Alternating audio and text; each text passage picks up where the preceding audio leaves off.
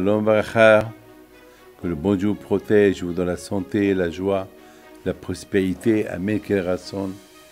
L'histoire que je voudrais vous raconter aujourd'hui, lorsque la semaine dernière j'étais en Argentine, j'ai été invité chez l'ambassadeur américain de l'Argentine. Il est d'origine, c'est un juif, et très croyant. Et nous avons discuté religion, nous avons discuté un peu de tout. Et j'étais accompagné par le Premier ministre de l'Argentine, M. Mansour, et on parlait de tout. Et à un moment donné, il y avait une question qui s'est posée. On l'a posée à M. Mansour, le Premier ministre. Et comment ça s'est passé, votre rapprochement vers les Juifs? On voit que vous êtes gouverneur d'une région en Argentine. Il a beaucoup aidé là-bas pour construire une synagogue. Et tout le temps, lorsqu'il y a un problème dans la communauté, les gens s'adressent à son cabinet, et Baruch Hashem, il essaie par tous les moyens d'arranger les choses. Alors, il nous a raconté une histoire fabuleuse, une histoire qui est extraordinaire. Il nous a raconté que lorsqu'il était jeune, il était pauvre. Il vient d'une famille très pauvre. Aujourd'hui, grâce à Dieu, il est bien, il est Premier ministre, il a ses affaires et tout, mais il est issu d'une famille très pauvre.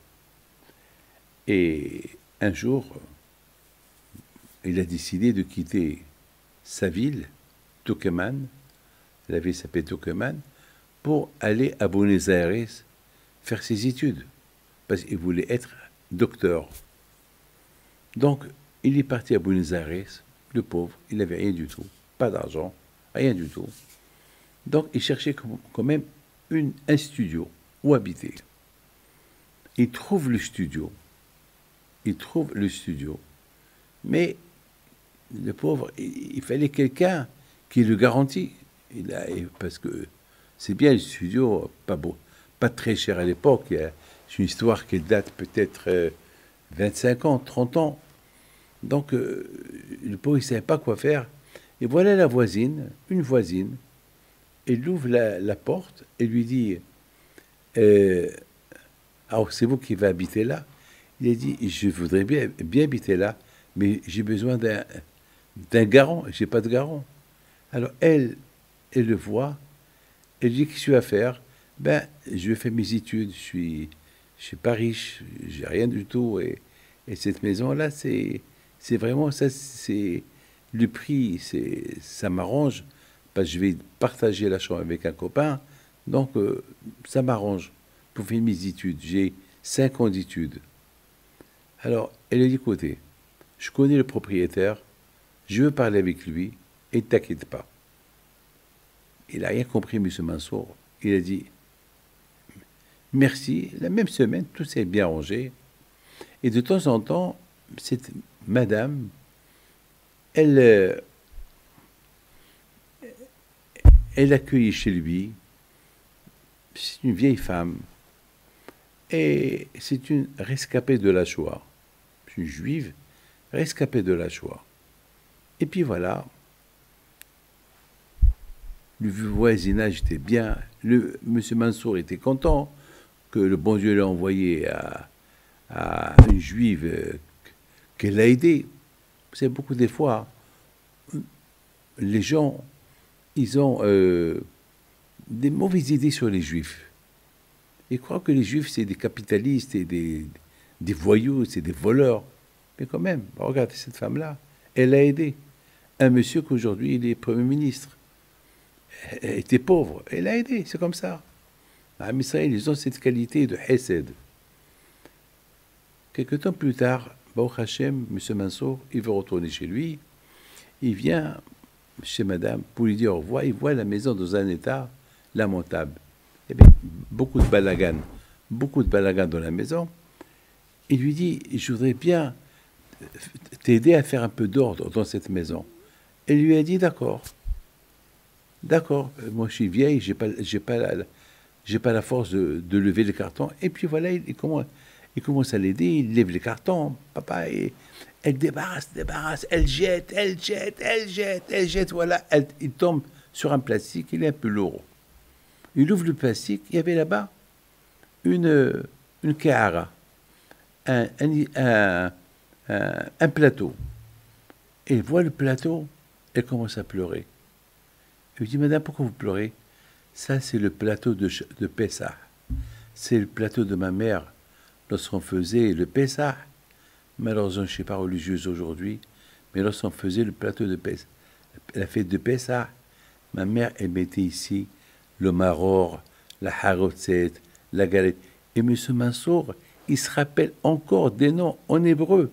Il disait maror, harotzet, matzah, zéroa. Il disait betza, c'est la folie. J'ai pas cru mes yeux, j'ai pas cru mes oreilles entendre un catholique qui parle comme ça, qui se rappelle. J'étais choqué. Alors, il lui dit, et vous faites plus cette fête? Non, j'ai perdu contact avec ma religion. Mais je voudrais bien me renseigner, c'est qu'on fait ça. Je crois que je vais le faire. Eh bien, mes amis, ils se sont renseignés. Il s'est avéré que Pessah, c'était le même jour le soir. Vous imaginez, mes amis,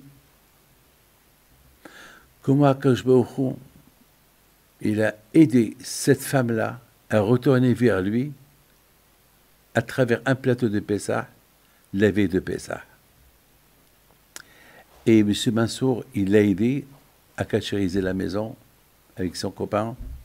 Ils sont partis, ils ont acheté la galette, tout, parce que le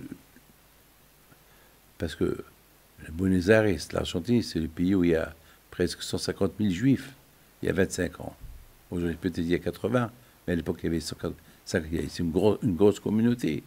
Et puis, il dit, M. Mansour, je dois tout à cette femme-là qui m'a accueilli, et je pense que moi aussi, je lui ai fait un service en lui rendant sa religion, parce qu'elle s'est déconnectée.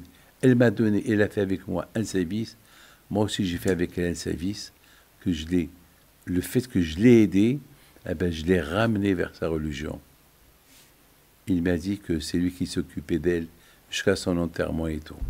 Voilà la belle histoire de Pessah. Que le bon Dieu vous protège. Donc il a dit, M. Mansour, c'est à travers cette femme-là que j'ai compris que les Juifs, ils ne veulent pas du mal au monde, ils veulent que du bien pour le monde. Voilà, que le bon Dieu vous protège, vous donne la santé et bonne fête de Pessah. Merci.